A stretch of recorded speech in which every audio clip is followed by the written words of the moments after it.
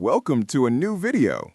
If you enjoy book summaries that strengthen your thinking and help you make smarter decisions in life, I recommend subscribing to the channel after we finish the introduction, so you're always the first to receive the best summaries as soon as they're released. Let's embark on an exciting journey inside the human mind to understand why we think the way we do and how we can be smarter, calmer, and more accurate in our decisions. 1. The mind, a two-speed system. System 1. Fast thinking. This is the part that works automatically. It's what allows you to recognize your friend's face from afar, finish a sentence before you finish it, make a quick decision without feeling like you've thought. It's fast, intuitive, and works effortlessly. System 2. Slow thinking. This is the analytical part, which relies on focus.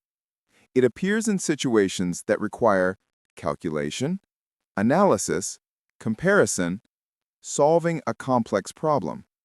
System 2 is slower, but more accurate. The main idea: we think we're using an analytical mind, but the truth is that the fast-paced system dominates most of the time. 2. Why are human decisions full of biases? Our minds use mental shortcuts to save effort. These shortcuts are useful, but sometimes they deceive us. Availability bias. If you hear about a plane crash, you're likely to remember it more than the reality. For example, if you hear about a plane crash, you might think that flying is dangerous, even though statistics say otherwise. Confirmation bias. You look for information that confirms what's already in your mind and ignore the opposite without realizing it. The illusion of understanding. Sometimes we feel like we understand events, but in reality, we've just created a story that's convenient for our minds. 3. The power of first impressions. Our fast-paced minds like to make quick judgments, and based on those judgments, we imagine the rest of the picture. The halo effect. If someone seems nice, your mind might assume they're intelligent or trustworthy, even without any evidence. First impressions control everything that follows. The brain has a habit. The first thought that comes to mind influences everything that comes after. This creates something called anchoring. 4. Anchoring. A small number can influence a big decision. If I asked you, do you think this watch is worth more or less than $3,000? Then I asked you, what's your expected price? Your answer would likely be close to $3,000, even if the watch actually costs $200. Just mentioning a number influences your brain. 5. Experience versus memory. We have two versions of ourselves. The self that lives the experience, that feels the situation moment by moment. The self that remembers the experience is the one that makes the decisions afterward. The strange thing, the memory version is what controls our decisions, not the version that actually lived through the event.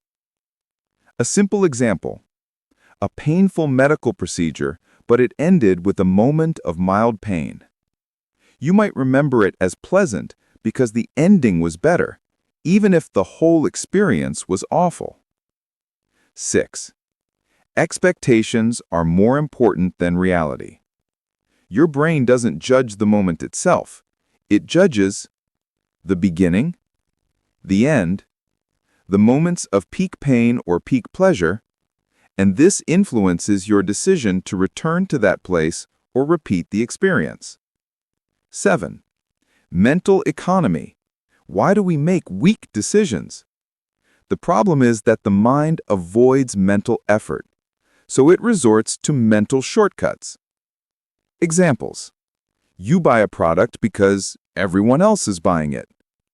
You believe a piece of news because you've heard it a lot. You tend to judge something immediately without analysis. 8. The mistake of overconfidence. Our minds love to feel they understand, to the point that sometimes they create convincing stories, but they're untrue. I knew it would happen. A common misconception. We rewrite the past after we know the outcome. I'm sure doesn't mean I'm right. The brain can give you a strong sense of confidence, even if your decision is weak. 9. Luck, and the role of coincidence that we always deny. We don't like to give coincidence its due. If someone succeeds, we say they're clever. If they fail, we say they're negligent. But the truth is, chance has more weight than we imagine. 10. Beware of easy stories.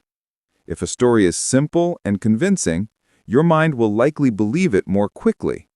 But this is dangerous because life is more complicated than that. Example: a company succeeds, everyone says the manager is a genius. The same company loses money, everyone says the manager is a failure. Even though it's the circumstances that change, not the person. 11. How to make better decisions. 1. Be aware of how quickly you judge. When you find yourself judging something quickly, ask yourself, is this hasty thinking, or do I need to reconsider? 2. Give yourself time. Just a minute of reflection can change the whole decision. 3. Do the math. Emotions can be misleading. Numbers clarify. 4. Don't rely on just one story. Look for the facts, not the easy version. 5. Be critical of your overconfidence. If you find yourself being too certain, reconsider your decision. 6. How to resist daily biases. Ask yourself, why am I convinced of this decision? Consider alternatives even if you're certain. Separate the person from the idea. Remember that your brain seeks comfort, not accuracy. 13. The book summary and 5 key ideas. You have a fast system that makes ready-made judgments and a slow system that analyzes deeply. Your mind is more influenced by impressions, numbers, and emotions than you realize. Memory doesn't record the truth. It records a story about the truth. Trust is not a sign of health, and it can be very misleading. To think better, you have to intervene and prevent fast thinking from guiding all your decisions. Conclusion: if you've made it to the end, it means you're genuinely interested in understanding yourself and developing your thinking. And believe me, understanding the mind is the first step for anyone who wants to be smarter and wiser in their decisions. Don't forget to subscribe to the channel to receive summaries of new books as soon as they're released, because you definitely don't want to miss any important idea that could change your life for the better. See you in the next video.